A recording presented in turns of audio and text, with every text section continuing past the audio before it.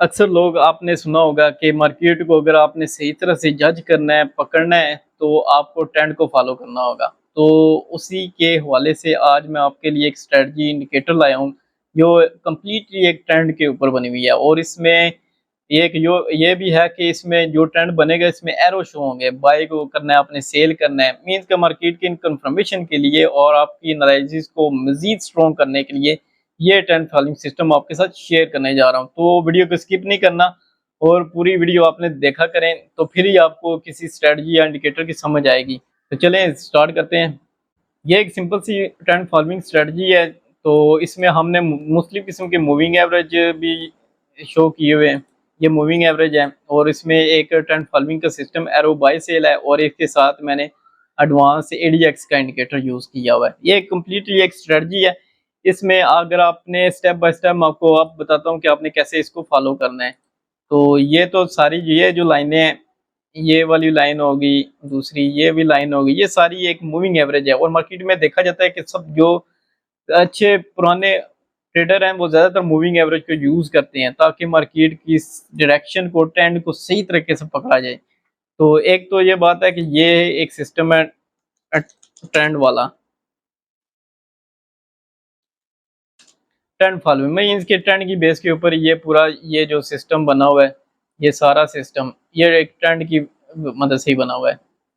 तो इसमें हमने एक और चीज़ भी देखनी है कि, और ये आपको मैं बताता हूँ कि आपने क्या क्या चीज़ें देखना है। एक फॉर एग्जांपल अभी आपने एक चीज़ नोट करनी है। पहले यहाँ से ट्रेंड चेंज होना चाहिए, दूसरा ट्रेंड ये चेंज होना चाहिए, तीसरा ट्रेंड ये चेंज होना चाहिए।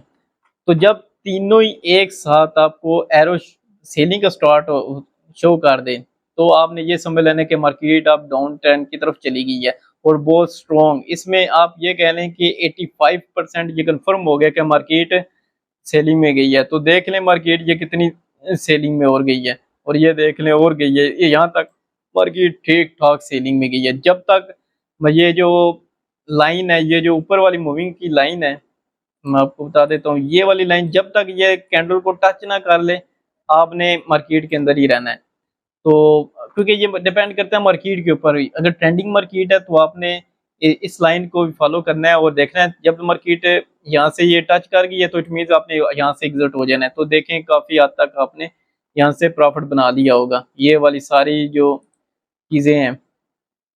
तो एक तो ये बात है कि इन एरो को आपने फॉलो करना है, और दूसरी ये एरो अलर्ट भी देगा, जहाँ से बाय आपने करना होगा, सेल करना होगा, ये एरो दे देगा। ये ट्रेंड फॉलोइंग का सिस्टम, क्योंकि ये जो मैंने एरो लगाया हुआ है, तो ये आपको सही एक्यूरेट तरीके से आपको बताते हैं कि आपने बाइंग करनी है या सेलिंग करनी है। ये दो दो एरो अभी आ रहे हैं। इसमें ये होता है कि मार्केट रेंजिंग बाउंड के अंदर अब जा रही है। तो इसको भी आपने एक प्रैक्टिस लाजमी है, प्रैक्टिस के बिना आप नहीं इसमें हाथ डाल सकते, क्योंकि प्रैक्टिस करेंगे तो तभी आप सही तरीके से आपने इस सिस्टम को समझेंगे। तो यहाँ से भी देख लें, अगर मार्केट को अगर मैं इस फॉलो करूँ कि ये बाइंग का निकला है, ये भी बाइंग का निकला है, ये भी बाइंग का निकला है, इट मीन्स कि मार्केट अब बाइंग की तरफ गई है। तो देखें मार्केट काफ़ी हद तक यहाँ तक बाई गई है। तो ये सिस्टम तो ये बता रहा है कि ट्रेंड को अगर आप फॉलो करेंगे तो आप कामयाब हो सकते हैं। विदाउट ट्रेंड के मैं नहीं समझता कि कोई अच्छी ट्रेड आप कर सकेंगे। तो इस तरह और भी अगर हिस्ट्री में देखें, अभी मैं यूज़ कर रहा हूँ टाइम फ्रेम जो है H1 का मैं यूज़ कर रहा हूँ। इसमें ये वाला आप कोई भी यूज़ कर सकते हैं। ये M5 है, M15 है, ये स्कैल्पिंग के लिए यूज़ होते हैं। ये जो दोनों टाइम फ्रेम है, ये वाले M1 और M15, ये स्कैल्पिंग के लिए यूज़ होते हैं। और जो लॉन्ग टर्म की ट्रेडिंग के लिए ये वाले हैं, H4 हो गया, H1 हो गया, ये आपने लॉन्ग टर्म यूज़ करना है। और अगर आप देखें टीपी और एसएल का, मैं ये बता देता हूँ आपको एक दफ़ा कि आपने टीपी और एसएल कैसे लगाने हैं। अगर तो मार्केट देखे यहाँ से, अब अगर सेलिंग के अंदर गई है, ये वाली जो मार्केट इसने क्रॉस की है, ये भी क्रॉस कर गई है, ये भी ट्रेंड शो कर रही है। यहाँ तो कंफर्म हो गया कि आपके पास 85% मार्केट अब डाउन में जाएगी। तो नेक्स्ट देख लें मार्केट ठीक ठाक डाउन में गई है। अब इसका टीपी और एसएल ये होगा कि फॉर एग्जांपल अभी आपने इस कैंडल से आपने ट्रेड लिया, ये वाली कैंडल से आपने ट्रेड लिया, तो नेक्स्ट जो कैंडल बनेगी यहाँ से आपने एंट्री ले लेनी है, यहाँ से एंट्री आपकी होगी। मैं आपको लिख भी देता हूँ,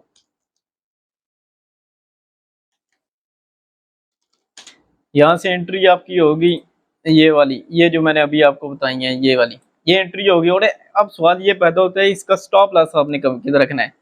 जो लास्ट इसकी होती है हाइट, जिस कैंडल के ऊपर सिग्नल बना है उससे जो पीछे वाली कैंडल होती है, मैं आप तो उसके ऊपर आपने ऐसा रखना है, उसकी जो लास्ट हाइट होती है यहाँ पे, इसके ऊपर आपने इसको स्टॉप लॉस रखना है।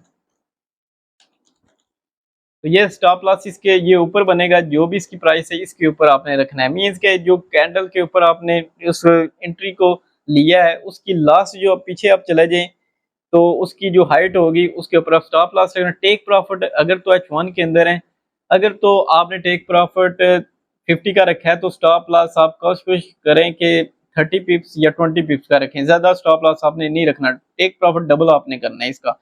वैसे तो रूल यही है कि 50 पिप्स का आप स्टॉप लॉस रख लें, तो इसमें ही आपने यूज करनी है। और दूसरी एक बात कि आपने जब ऑर्डर ओपन करना है तो कोशिश करें कि सबसे पहले आपने 0.01 की जो ट्रेड वॉल्यूम है वही यूज करें, छोटा टाइप यूज करके आप करें।